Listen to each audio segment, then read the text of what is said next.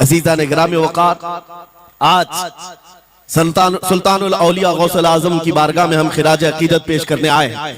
जो बातें मैं अर्ज कर रहा हूं वो गौर से सुने। करामात ये औलिया इकराम की जिंदगी का हिस्सा है, अल्लाह की तरफ से उन्हें दिया गया। करामत क्या है?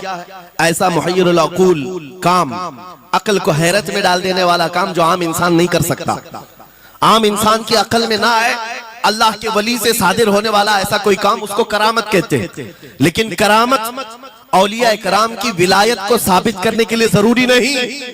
औलिया इकराम की विलायत को साबित करने के लिए करामत नहीं दिखाई जाती, शरीयत पर इस्तिकामत ये विलायत की अलामत है। अगर वो मजबूती के साथ हर जमाने में अपने दीन पर जमा हुआ है, वो अल्लाह का वली है, वो अल्लाह का वली है।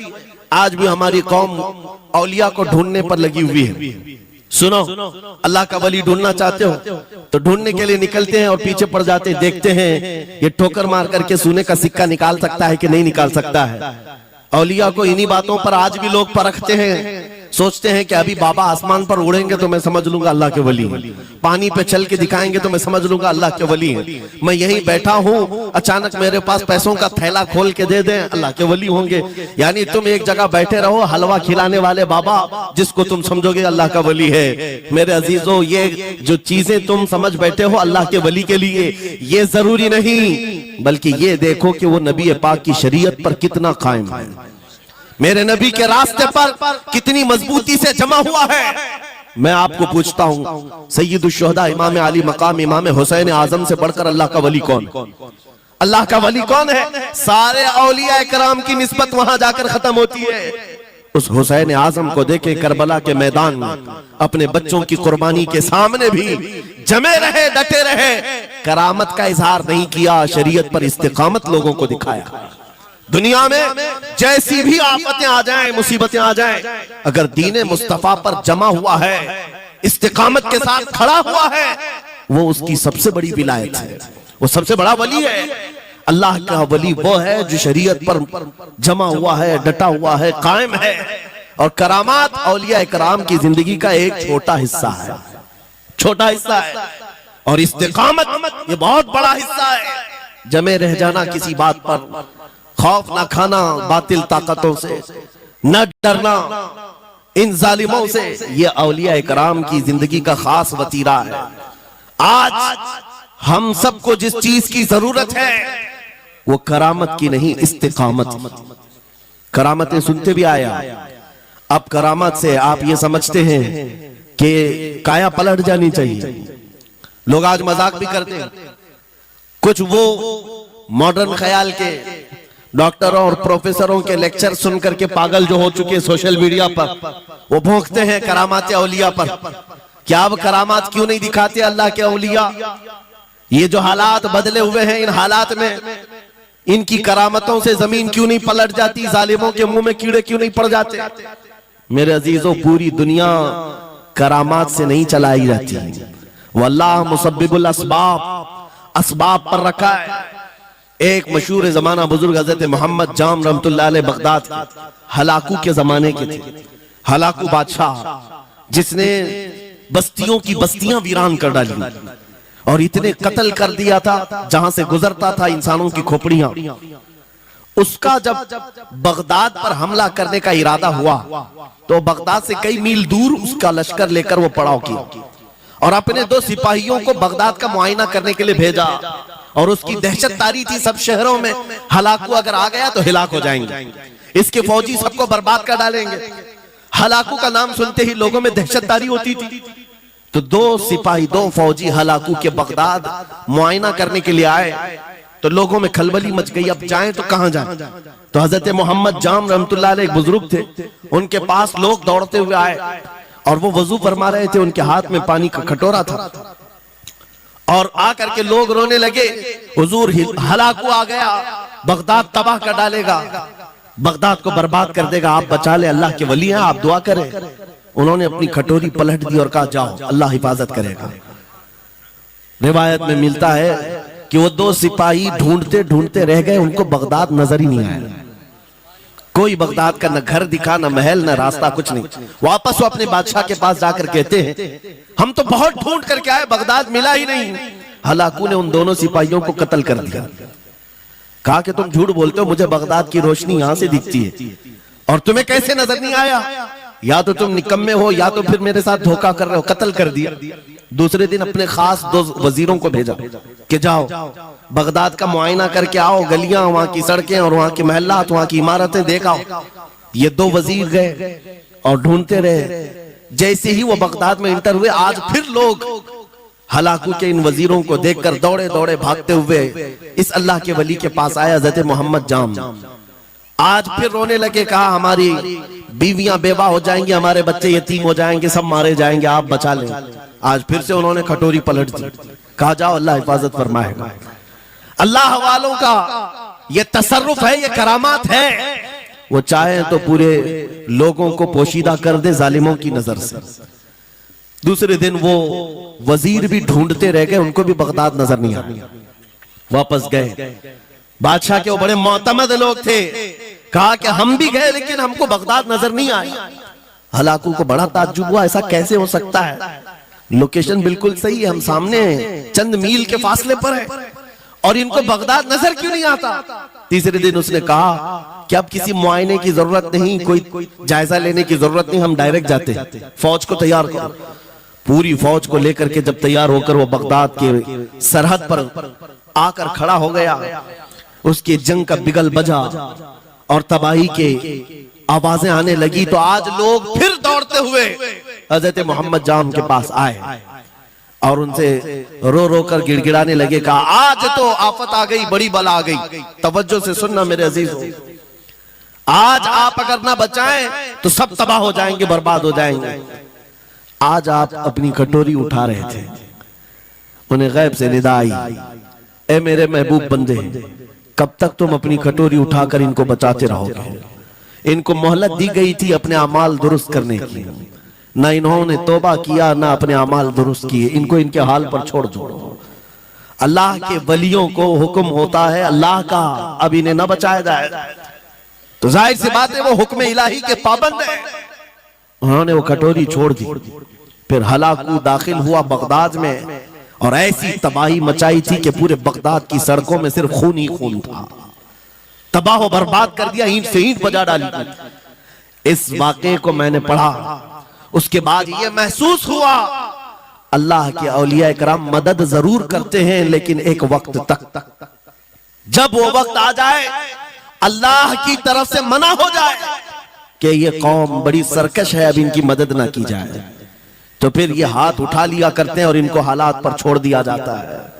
अजीज़ान गिरामी वक़ार, औलिया कामिलीन की करामतों पर भौंकने वालों से भी मैं यही कहूंगा, वो चाहे तो पल भर में हालात हमारे बदल दें, चाहे तो जमीन को उलट पलट दें, लेकिन वो अल्लाह के हुक्म के पाबंद होते हैं। और लोगों के लिए ये बात है, नसीहत है कि जब ऐसे हालात आ जाएं, आप इधर उधर भागने की बजाय पहले अपने दिल की तरफ देखें, कहीं मेरे गुनाहों से दिल के धब्बे बढ़ तो नहीं गए, मेरा दिल सियाह तो नहीं हो गया। सच बताओ मेरे अजीजों, इतने सख्त हालात के बाद कितने लोगों को ऐसी तौफीक हुई कि रात का अंधेरा छा गया हो और तौबा करने का जज्बा बढ़ गया हो, रात के वक्त बैठ करके रोने लग गया हो। फिलिस्तीन के गज्जा के उन मुसलमानों की हालत सार को देखकर रूह अगर तड़पती है और तुम अपने अमाल की सेहत और दुरुस्तगी के लिए तौबा कर ले जाते हो, ये बहुत बड़ी नेमत है अल्लाह की। फिर तुम्हें किसी करामत की ज़हूर की जरूरत नहीं, तुम्हारा बदलना ही दुनिया के हालात को बदल देगा, सब बदल जाएगा।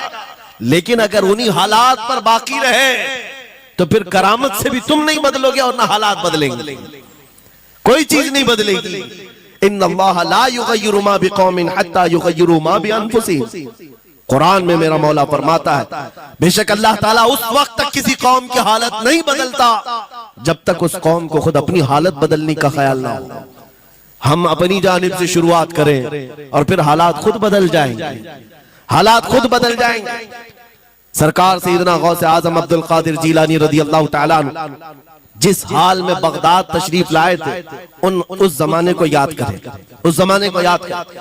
वो ऐसा जमाना था कि उस वक्त हक बोलना एक जुर्म हो गया था। शिया नवाज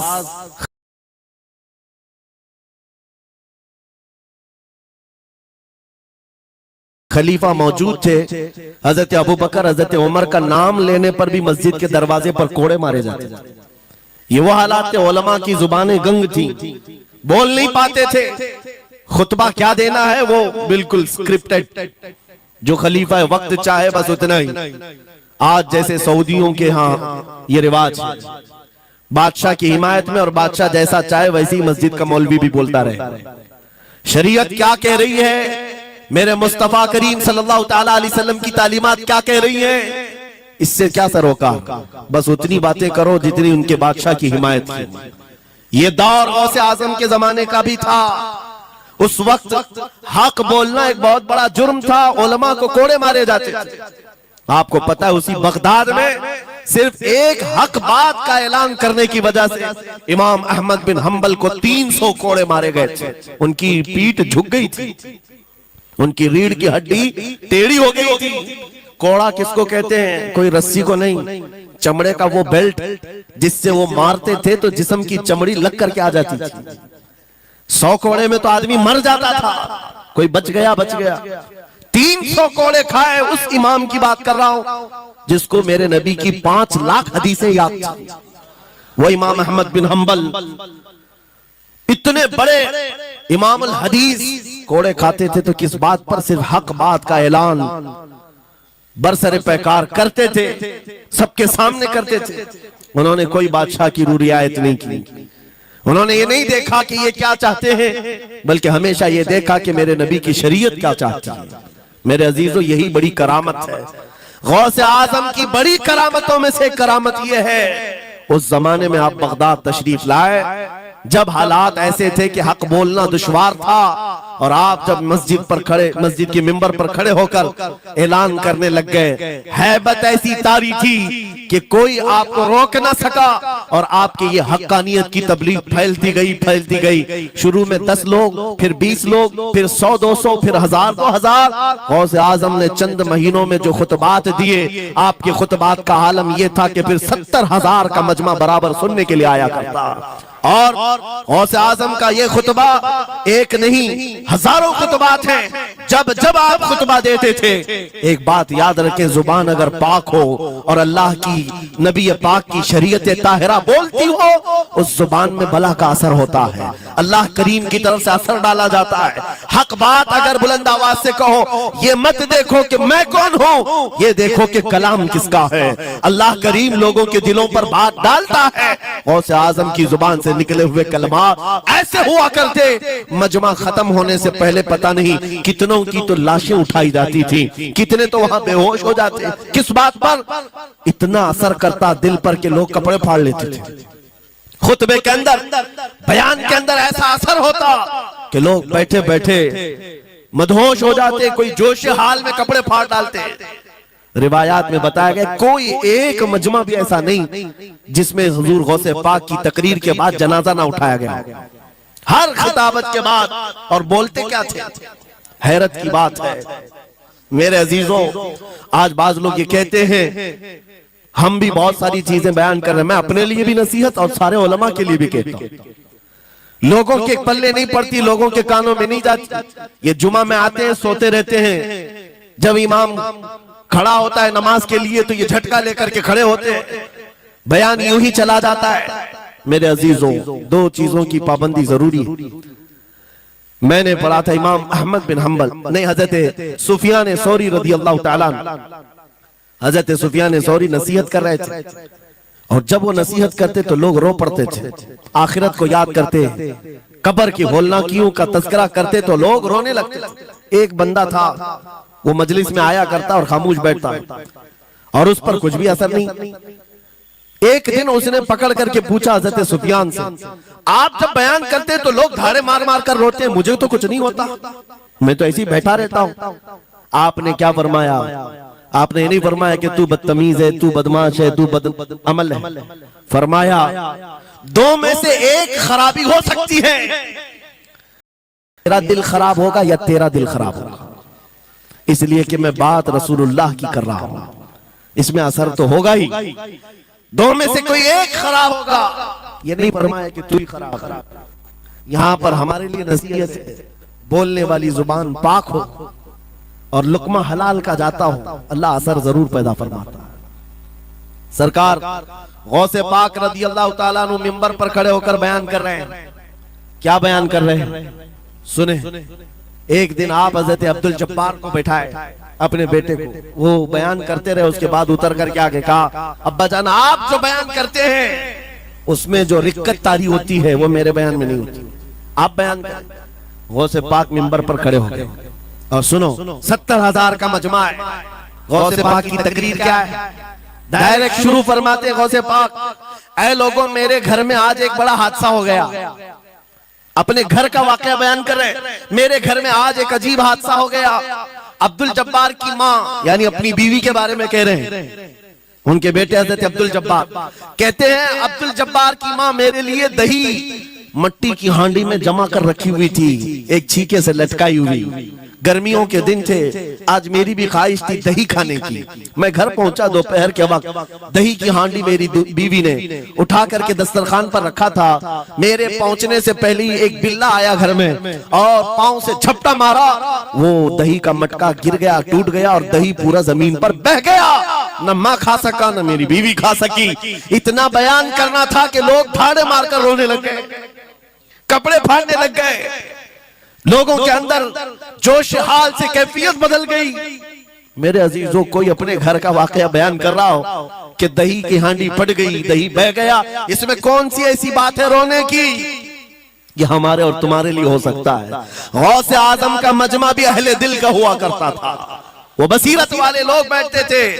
गौसे पाक क्या बयान कर रहे थे? गौसे पाक के बयान का मतलब ये नहीं है कि अब्दुल उनकी बीवी दही की हांडी जमाई थी और उनके लिए खाने का इंतजार कर रही थी।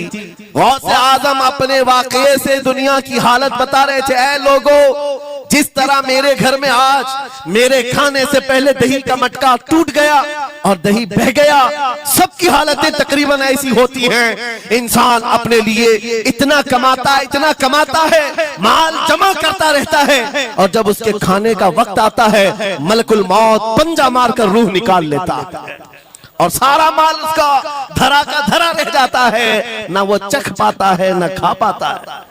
गौसे पाक रज़ी अल्लाह ताला अन्हु ये दुनिया की हालात बता रहे थे। और मेरे अजीजों, आज भी वही हालात हैं हमारे, आज भी वही हालात हैं। हमने कमाने के लिए अपनी सेहत गंवा दी, रात नहीं देखा, दिन नहीं देखा, दौड़ते रहे माल हासिल करने के लिए, इतना जमा कर लूं, इतना जमा कर लूं, इतना जमा कर लिया, जब तक तो सेहत बिगड़ गई, शुगर भी आ गई, बीपी भी आ गई और ऐसी बीमारियां लग गई कि आप इनको ठीक करने के लिए जितना जमा किया था खर्चा करते रहो। शेख सादी रहमतुल्लाह अलैह फरमाते हैं, ये दो कामों में तो इंसान की पूरी जिंदगी खत्म होती है। पहले कमाने के लिए सेहत गंवाता है और फिर सेहत बचाने के लिए माल गंवाता है। ये दो चीजों में गौसे पाक रज़ी अल्लाह ताला अन्हु की नसीहत यही थी कि इतना जमा कर ले जाते हो, इतना जमा करते हो कि फिर जब खाने का वक्त आता है तो मियाँ ऐसे हालात होते हैं कि नमक भी नहीं खा पाते, शक्कर भी नहीं खा पाते। दूसरी बातें तो छोड़ो, शुगर वाले शक्कर नहीं चख पाते, बीपी वाले नमक नहीं चख पाते। अरे ये बड़ी छोटी चीजें हैं और माल देखो तो करोड़ों का है, अरबों का है, अरबों का माल पड़ा हुआ है, नमक नहीं चख पाते, शक्कर नहीं खा पाते। किसके लिए जमा किया था? और थोड़ी और बड़ी बीमारी हो गई तो पानी भी नहीं पी पाते, डायलिसिस चल रहा है, किडनी खराब है। कितने ऐसे लोग मिलते हैं आज, कितने ऐसे हैं जिन्होंने साफ मुझसे कहा कि डॉक्टर ने पूरा गिन करके कहा है कि पूरे दिन भर में जो है एक ढक्कन से पानी पीना, बोतल का जो ढक्कन होता है उस ढक्कन से बस बूंद बूंद चखते रहना, पानी ही ना पियो, इसलिए कि किडनी काम नहीं करती। ये दुनिया है मेरे अजीजों, हमने अपनी सेहत गंवा दी, पूरी की पूरी सेहत गंवा दी इसको हासिल करने के लिए। इसी को मेरे इमाम अहले सुन्नत फाजिल बरेलवी ने कहा था, शहद दिखाए जहर पिलाए।